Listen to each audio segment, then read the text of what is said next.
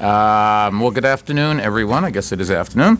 We're here at the Lower Manhattan Security Command Center, our city's state-of-the-art anti-terrorism, counterterrorism coordination center. And as you know, it is staffed jointly by NYPD officers and security representatives from the private sector. It acts as a communications hub, a place where a number of our city's advanced computer counterterrorism systems can relay information so that it can be analyzed and acted upon. Those systems include a network of cameras, many provided by private businesses in finance, banking, telecommunications, and other industries that are programmed to sound an alarm if they spot anything suspicious, such as an unattended package at the entrance of a building. And most of those cameras are in Lower Manhattan and Midtown Manhattan. The center also includes 2,600 radiation detectors that have been distributed to NYPD officers on patrol, as well as more than 100 license plate readers that are in place at bridges, tunnels, and streets. And several dozen mobile license plate readers are also deployed on the city's police cars, allowing suspected automobiles to be tracked in real time. These tools use the city's NYC WIN network, a secure network for public safety and other important public services operated by our Department of Information Technology and Telecommunications. Altogether, these tools have made the command center an invaluable resource for our city's more than 1,000 counterterrorism personnel, and it has helped us keep New York City safe in the face of repeated attempts to attack us since 9/11. The technology being used here can also play an important role in fighting everyday crime. And thanks to a dynamic partnership between the NYPD and the Microsoft Corporation, we are doing exactly that. Today, we're announcing the full launch of the Domain Awareness System.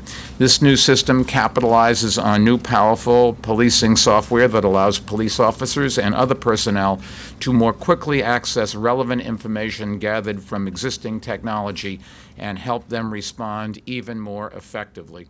In other words, we're finding new ways to leverage already existing cameras, crime data, and other tools to support the work of our investigators, making it easier for them to determine if a crime is part of an ongoing pattern. And it will allow the NYPD to better deploy its officers. The system, you should know, was created as a result of police officers, detectives, and software developers working side by side, with New York's finest helping to shape and refine the system as a result of their years of experience, keeping New York the safest big city in the nation. The entire system is designed to improve how New York City's police officers do their jobs, and that makes it a potentially valuable tool that we can expand to precincts and boroughs across the city. And our Chief Information and Innovation Officer and DO-IT, Commissioner Paul Rahul Merchant, will work with the NYPD to see where else we can use this powerful tool in city government. Just as we can expand this new technology throughout New York, Microsoft will be able to market and develop the systems like this for other cities across the country and around the world. New York, as you know, already serves as a national model for combating crime, and now, thanks to our partnership with Microsoft, we'll be able to get more than a simple thank you for our efforts. You should know that as part of our agreement with Microsoft, the city will receive 30% of all revenues on Microsoft sales of the Domain Awareness System. So here's an investment we've made which is going to be invaluable to keep this city safe, but also we think we can recoup all of our expenses over a period of time and maybe even make a few bucks. Our administration has consistently, as you know, championed the use of technology when it can be used to help solve crimes and save more New Yorkers' lives, and that's what this system really is all about. It is also, I think, a great example of what the public and private sectors can do to improve people's lives when we work together. As I mentioned, Microsoft provided the technical and engineering muscle, but NYPD personnel were the architects of this new system. Our officers committed countless hours working with Microsoft engineers step by step on developing and refining this new technology. And I'd like to invite the man who led that process, Commissioner Ray Kelly, to tell us more about their work. Ray? Thank you, Mr. Mayor. I want to first point out Jessica Tisch, who's here. Jessica is going to give you a demonstration in just a few moments, but Jessica certainly was an integral part of the development of this project. Richard D'Addario, who is our Deputy Commissioner of Counterterrorism, obviously a very important person in this project as well. We have Chief Waters and Chief DePace. Chief DePace is in charge of this facility here, and Katie Lemire, my counsel, who very much was involved in so much of the negotiations. When I came back to the police department in 2002, I found out that the department was still a very big user of whiteout and carbon paper. In other words, the technical revolution had, to a certain extent, bypassed the department. Mayor Bloomberg helped us change all of that. By 2005, we had put in place the Real-Time Crime Center. It helps the detectives very quickly tap into the vast amount of information that the police department has stored, but quite frankly, we didn't know that we had it in those days. Then 3 years later, we opened this facility, the Lower Manhattan Security Initiative, and the Midtown Manhattan Security Initiative, which is a follow-on. The goal of this project was to safeguard the financial district here, and later, as I say, Midtown Manhattan, safeguard them against a terrorist attack. We envisioned for LMSI a system of cameras, license plate readers, radiation detectors that could alert us in time to defeat or to minimize another attack. As the promise of both the Real-Time Crime Center and LMSI materialized, we realized we had the opportunity to create a powerful and coordinated domain awareness system to help us combat both terrorism and conventional crime, not just dealing with the matters in financial centers, but citywide, by coordinating our alert systems with vast amounts of data. The system allows us to connect the dots by instantly tapping into the details of crime records, 911 calls, license plate readers, videotape footage, and more. What makes this tool even more useful is that all the information is presented visually in geographic and chronological context. This allows investigators, analysts, and operational personnel to generate and refine leads, to identify patterns, and to optimally deploy manpower. In a moment, you're going to see the demonstration of how the system works. We will show you how we cull information and respond to real-time alerts of anything from potential terror threats to street crime. We'll show you how investigators get immediate access to information through live video feeds, and how detectives can access results of license plate readers and find a suspect, or map criminal history to reveal a pattern. We can track where a car associated with the murder suspect is currently located and where it's been over the past several days, weeks, or months. We apprehended a suspected killer that way in Queens soon after the license plate readers were put in place. If a suspicious package is left in front of a location, we can look back in time and see who left it there. Jessica will show you an example of that from just a few days ago. If one of our radiation detectors in the field sets off an alarm, the signal is sent here. We can determine quickly whether the sensor had detected a weapon or, more likely, an individual who had just undergone some sort of medical procedure. We'll also show you how police commanders can query our databases to review and correlate crime information with how resources are deployed. As the mayor indicated, this is a system developed by police officers for police officers. They worked with the developers at Microsoft in countless hours of focus groups. And the result of this joint effort is a tool that meets the needs of the department, one that will help protect New Yorkers and keep us safe from crime and terrorism for years to come. I want to thank the mayor for his support of the department's embrace of cutting-edge technology. And Microsoft, and Lieutenant General McDuffie is here representing Microsoft. I want to thank Microsoft for its commitment to develop this terrific tool. And I especially want to recognize the men and women of the department for their efforts. This is a great accomplishment for New York City, and potentially for police departments and other governmental agencies across America. Thank you, Mr. Mayor. Ray, thank you. I want to thank also Deputy Mayor Kaz Holloway, who is with us today, for helping to spearhead this project and make it a success. Having said that, of course, we couldn't have done it without Microsoft. And Lieutenant General Mike McDuffie is Microsoft's Vice President of American Services. You should know he has devoted more than 30 years to serving in our nation's armed forces, and his partnership on this project, I think it's fair to say, was invaluable. General, did I say something? Well, thank you very much, Mayor Bloomberg and Commissioner Kelly, for those great words. It's really an honor to be here today. I would say that's paramount, but mostly I want for everyone to be assured that Microsoft is deeply committed to taking this initiative to another level. And as we say in our company, kind of a little bit of a word is that we're all in. And we're all in making this very, very special for our nation in this unique mission. I'd like to pause, though, to thank the New York Police Department and the city and the leaders, and as the commissioner just stated, all of those involved in building this incredible system jointly.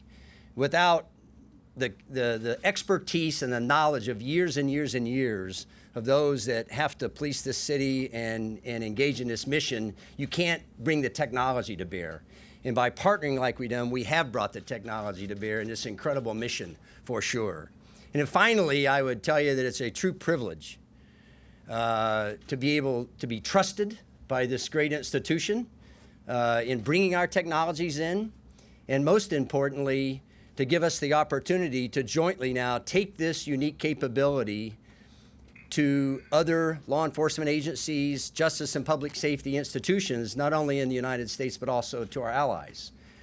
Because as we know, that type of technology will enable our first responders, our supporters, and our decision makers in reality to be able to increase the velocity and increase the accuracy of decision making, whether at the ground level or in the command center, in order to continue this fight on terror and crime. So thank you very much. It's a pleasure to be here, Mr. Mayor. General. General, thank you. Jessica Tisch is the Director of Policy and Planning for the NYPD Counterterrorism Bureau, and I would like to invite her now to give us a demonstration so you can really see how this technology works. Jessica?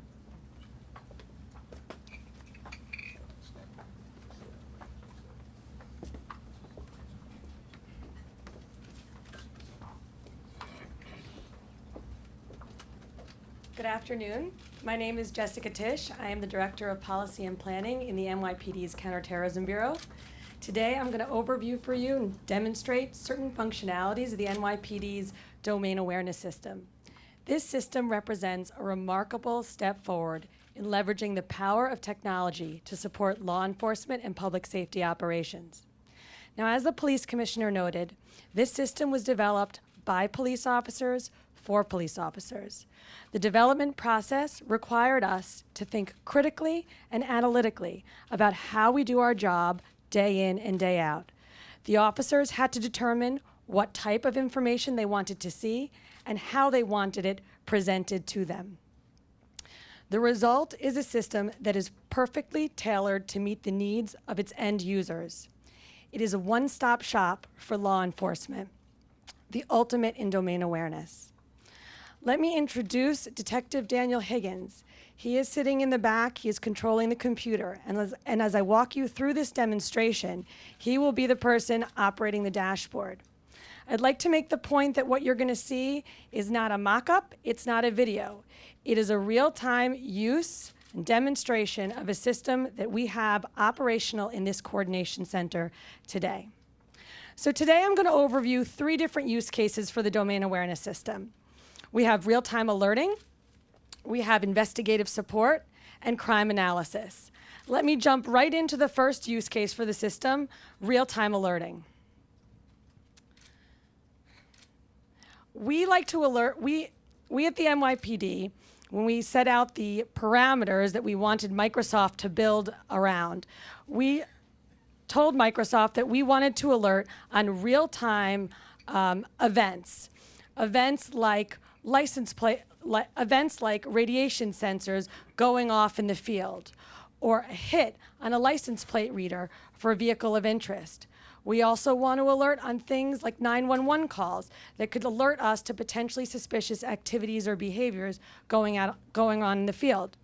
For example, 911 calls about suspicious package jobs, 911 calls about suspicious vehicles, 911 calls about explosions or hazardous materials.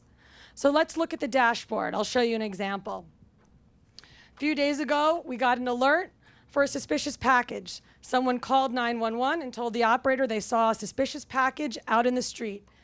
That alert came up on the dashboard in real time. It takes us to the place where the job occurs on the map, and it gives us all details that the department has about the job, including the location. This one happens to be in Union Square, the precinct of occurrence, who's responding to the job, as well as all of the text that the 911 operator inputs into the system. So in this case, the caller states that there's a box with a Jack Daniels label in front of the stage door to the Trace's Playhouse. States that the box is sealed, but has something inside. The box is 1 foot wide and 1 foot deep. Now let's bring the sensors into the equation.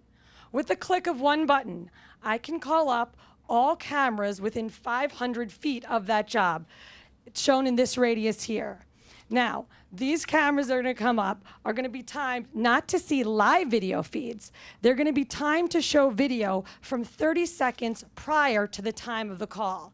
The idea is see if you can spot the suspicious package at the time the call was made. So a quick scan of the camera shows that we have one camera on our system that looks right at the Trace's Playhouse. If we zoom into the system, you will see, excuse the quality, you will see the box right over there. Officers from this command center were able to rewind the video and find out when the package was left, who had left it there, and they were able to alert officers out in the field about the condition. They were also able to give feedback about crowd conditions in the area. The idea is get the information that can be useful out into the field as quickly as possible. So let's talk about another example. Let's move now from 911 suspicious package calls to license plate readers. As the police commissioner noted, we have different types of license plate readers deployed out in the field. We have fixed license plate readers and we have mobile license plate readers. When those readers scan a plate, that plate is sent over the city's wireless information network into our domain awareness system. When it reaches our domain awareness system, which is in real time, it is compared against lists. We have a terrorism watch list. We have another watch list for the Detective Bureau to support and aid in their investigations. If we have a plate that matches any plate on one of our lists, we will get a real-time alert in our dashboard. When we open the alert, it'll take us to the place where that plate was scanned. It'll also give us any information that the department has about that job, including the location of the scan, the time of the scan, the plate on the hot list. I want to point out it also gives us two pictures of the plate. One that is zoomed in so we can see the actual plate number, and one that is zoomed out so we can know make, model, color of the vehicle. Now I want to call your attention to this correlation workbench, this panel down here.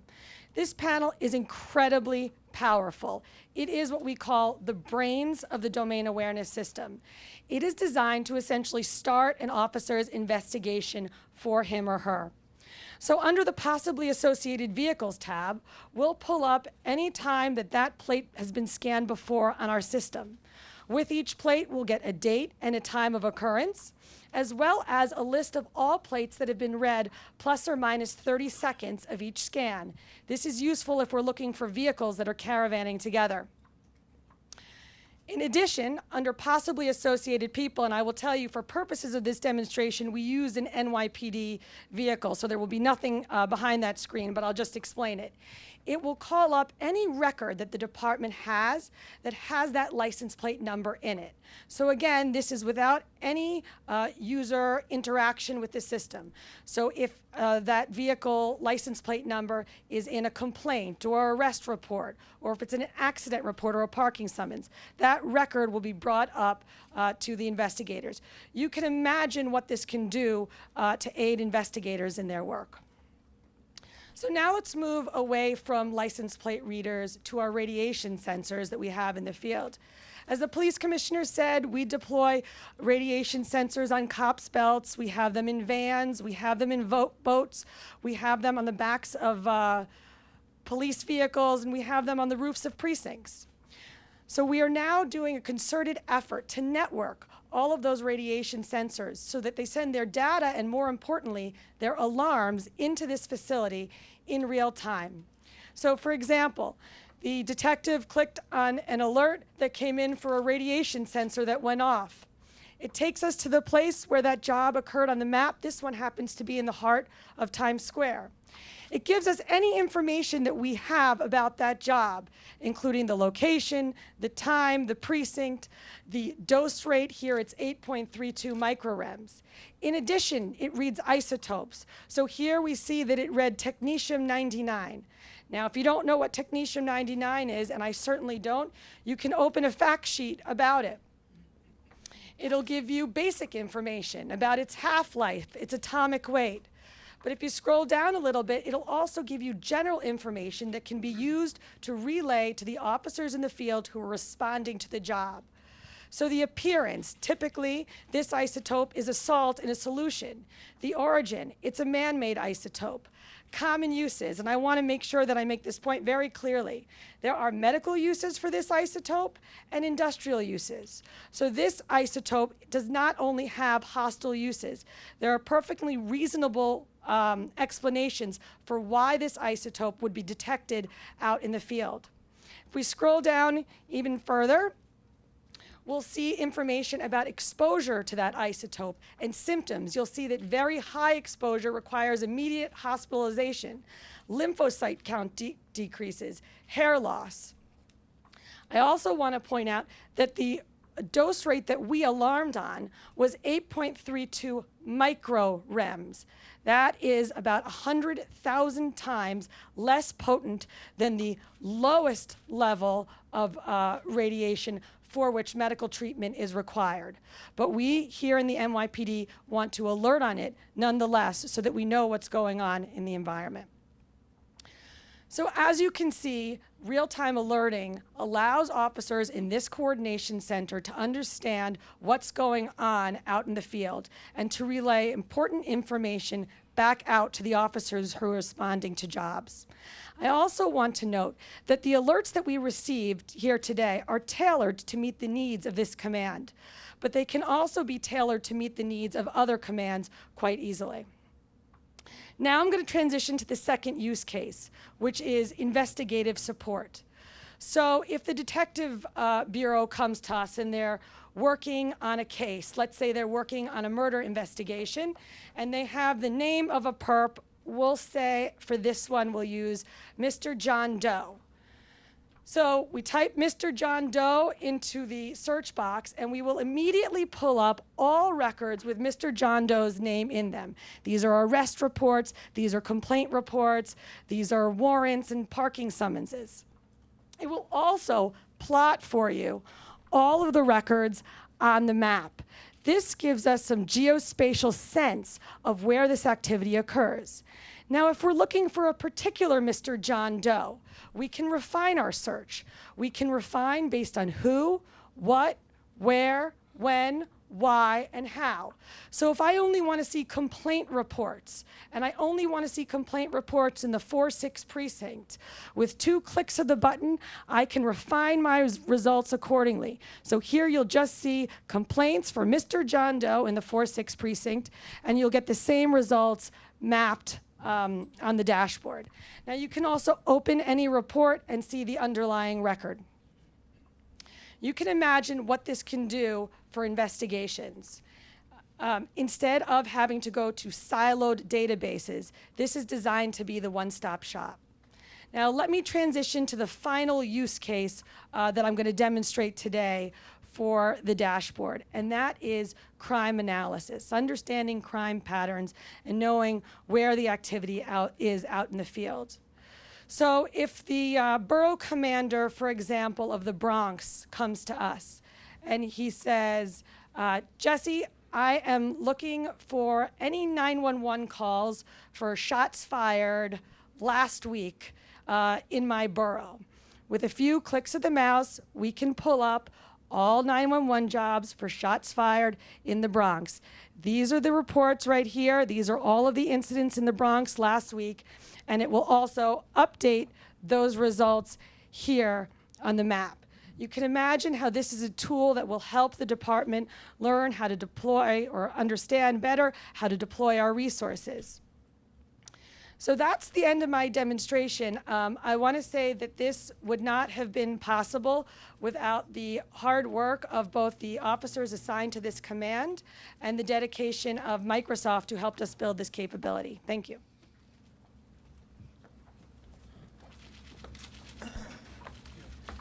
Jesse, thank you. I think that gives you an understanding of just how complex the world is and what we're doing to try to keep us safe. There's no guarantees in life that you're ever going to stop every bad guy, prevent every bad thing from happening. But you should know that we are doing everything that we can to make sure that we are safe, that we have a future, that Americans' freedoms are protected. It is Microsoft is one of the great companies in the world. And it is true that we could not have done this without them, and I just wanted to personally thank them. Hopefully you'll make a lot of money out of selling this because we're going to get 30% of the revenue, so we like that. And I think it also is a good example of for you to understand just how forward-thinking Ray Kelly and all of the people that he supervises are. We're not your mom and pop's police department anymore. We are in the next century. We are leading the pack. That's exactly what you would expect us to do, and you have our commitment that we will continue to do that. Before I open the floor to questions, let me just summarize for today's announcement for our Spanish-speaking New Yorkers.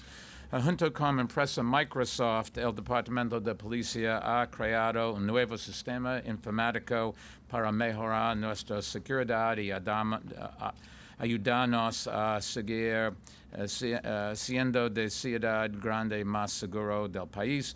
Como parte del acuerdo con Microsoft, al crear sistemas similares para otras ciudades, Nueva York va a recibir el 30% de los ingresos. And with that, we'll be